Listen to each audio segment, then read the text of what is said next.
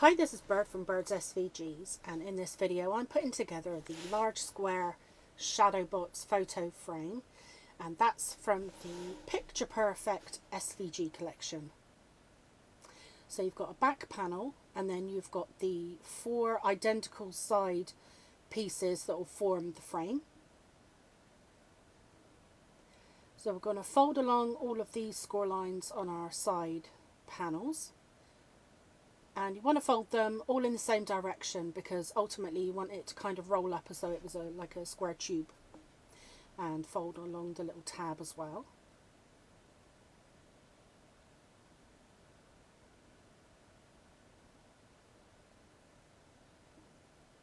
And then once you've got all your 4 side pieces ready, we will add them together to form our sides of our box frame. So just add some glue to the little side tabs and add them together, making sure that we're right on the score line, because we want our joins to be nice right angles.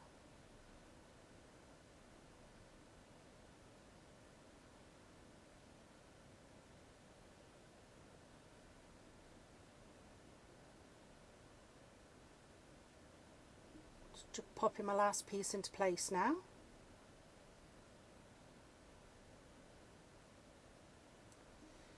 And then just put some glue on the last tab, and that then completes the outside frame. Okay, so I've got this. So I'm kind of folding the front sides back out of my way so I can put my base piece into place. I'm just making sure it fits okay, everything's glued the way it should be, and I'm going to take it out again, and then I'm going to add some glue to the bottom tabs.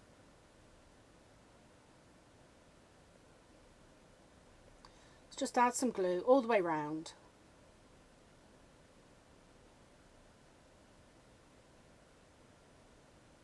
And then once this base panel goes into place, it kind of firms everything up and you know, makes it a lot sturdier. It holds its shape a lot better, and it's a lot easier to work with. Now you can't pick it up on camera very well, but there are actually 3 score marks along each edge of the back panel.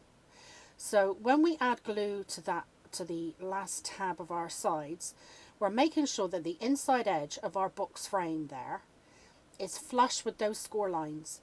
So we don't want to cover the score lines up, but we don't want them exposed either. So we want them bang on those score marks. So keep working your way round. Add glue to each of the end tabs, and then you're kind of rolling them under to form kind of like a tubular kind of box frame shape. And then you want to have the inside edge flush right bang on those 3 score marks that you get on each side.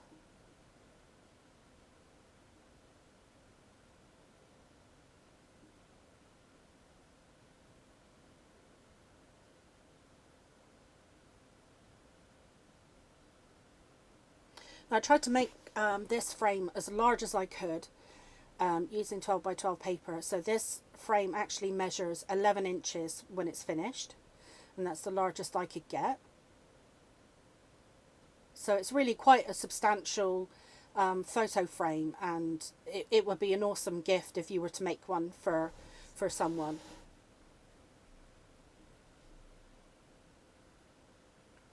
Okay, so I've just got my last edge in place now.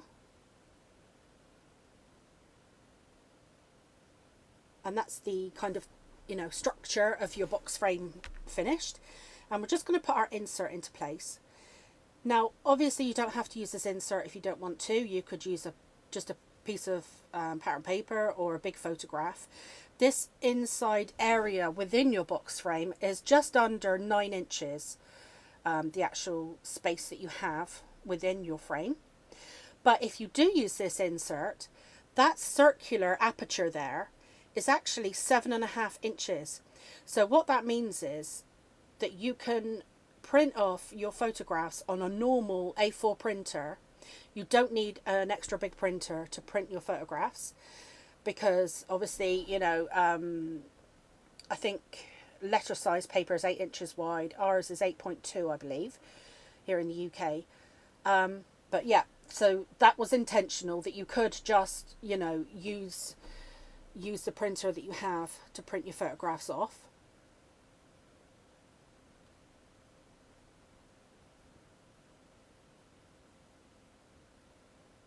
Just making sure I've got my pattern paper the right way up, because the pattern paper that goes on the front of your frame can only go one way around, because the bottom edge has got holes for your brads for when you put your little label panel on. And I'm just rubbing off any excess glue that I've got here, although it doesn't matter, because I'm going to put some more glue on it in a moment. Okay, I'm just making sure that I'm happy with it inside my frame, that it all fits okay. If you get to that point and it doesn't fit inside your frame perfectly, don't be afraid to just use your paper trimmer and just snip off just a little sliver along the edges. You know, it depends if you've put your box frame together nice and squarely. If you haven't quite, don't worry, just trim your insert down and everything will be fine. Okay, I'm popping that into place. And then the next thing for me to do is to move on to the flower pieces. Actually, no, tell a lie. I'm going to put my backing piece on. So this backing piece, I would definitely recommend you put on at least after you've put your photograph in the middle of your frame, so you know which way is up, because you've got a hook area here that you don't want to add glue behind, and then you've got a stand area. You don't want to put any glue behind that either. And then that means that you've got then the choice of whether you want to fold along the score line and use the top area that's for hanging up on a hook or on a nail, or if you want to fold along the score line and use a little stand at the back if you're going to pop it onto a side table or onto a shelf or something like that. So you've got the choice there of fixings for the back. So now we're going to move on to the flowers that I've added into your download. Now, obviously, if this isn't really appropriate to go with the photograph that you've got, if you wanted to add any other keepsakes into your shadow box, because that's the beauty of a shadow box, you can actually put anything inside that you want to display or keep. So for this picture, it's a picture of a family at a beach. It would be absolutely great to have maybe some shells that the children have picked up, or some driftwood, or anything that you bring back, and you know, bit of sea glass, something like that, and you could put that in your box frame, seal it up, and that's it. You know, it's a keepsake forever. If you're choosing to use the flowers, what I'm doing here is I am taking a tool. I've just particularly chosen this tool that I'm using because it's got a nice straight barrel on it. And then what I'm doing is I'm just adding some random shaping to my leaves, and then I'm adding a little bit of shaping behind my bud pieces, and then I'm adding my little buds behind the little greenery areas.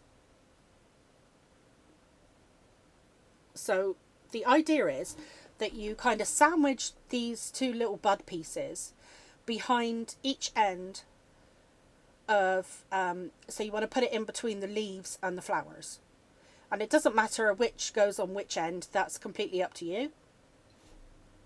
I've put my straight one on the left and the bent one on the right, but like I say, it'll work either end, that's completely up to you. So I'm just adding some shape to my petals now, and then when I pop them all together with the brads, because you'll need 3 little brads for this, I actually use quite large brads. I think they were 8mm brads, because I think normal ones are 5mm. But I found that the 8mm ones that I have work particularly well with these.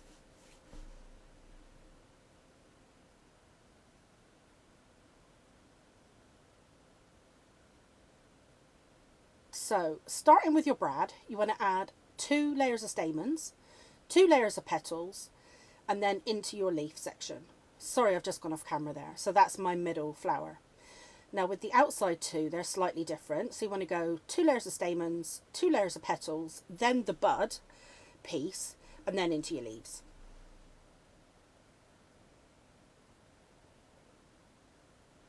And then that's the same for the other end as well. So into your brad, you want your 2 stamens, your 2 petals,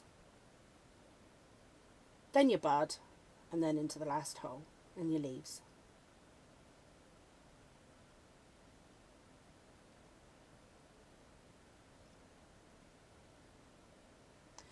Okay, now you can shape your flowers. So what I'm doing is I'm ruffling up my stamen, because if you look, I've kind of designed my flowers based on wild roses because they were featuring on the pattern paper I was using. And the stamen on those are quite crazy. They're kind of all over the place. So you just want to ruffle them up. And then I want to bend up my petals, add some dimension to those. Because we've got a shadow box, we want to take advantage of the depth that we've got in there. And we want to add as much dimension as we can to our flowers.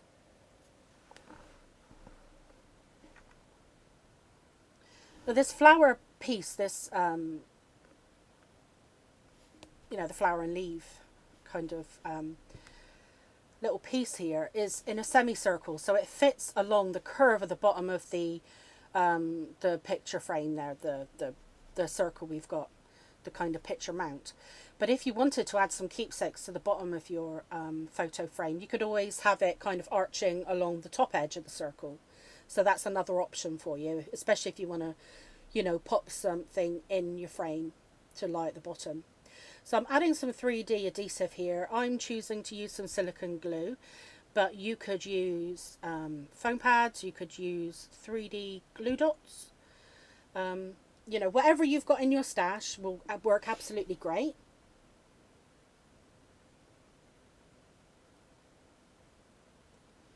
So I'm just going to pop this into place.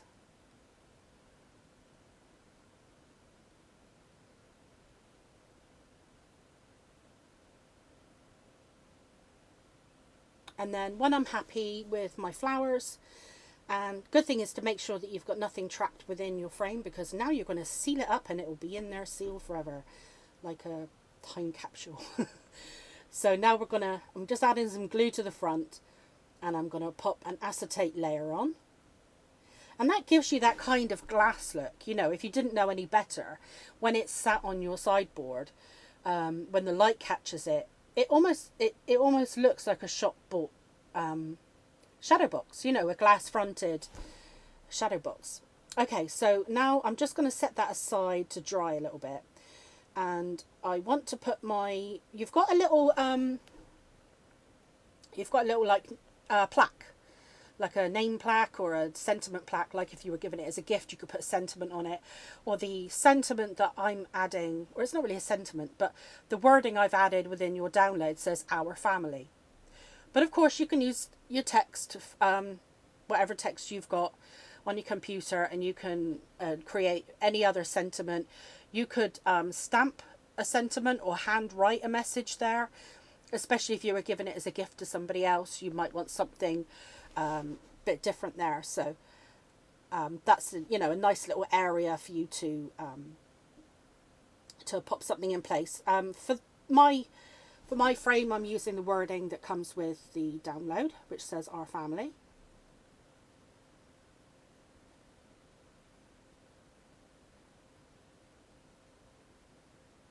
So I'm just popping that into place.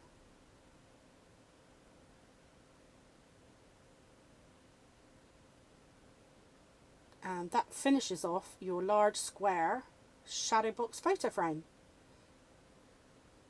And I think it's great that, if you need a shadow box, you won't necessarily have to think, well, I've got to go along to the, craft store or to IKEA or somewhere like that and actually pick up a shadow box. You can make your own now. And it's quite a large piece. It's the largest I could do for you out of 12 by 12 paper. So it's 11 inches. And I think it would look absolutely great in your home as home decor. Or how about making them for gifts for people? How about, doing them for everyone in your family for Christmas or something like that this year? Well, I really hope you enjoy making them and you enjoy gifting them too.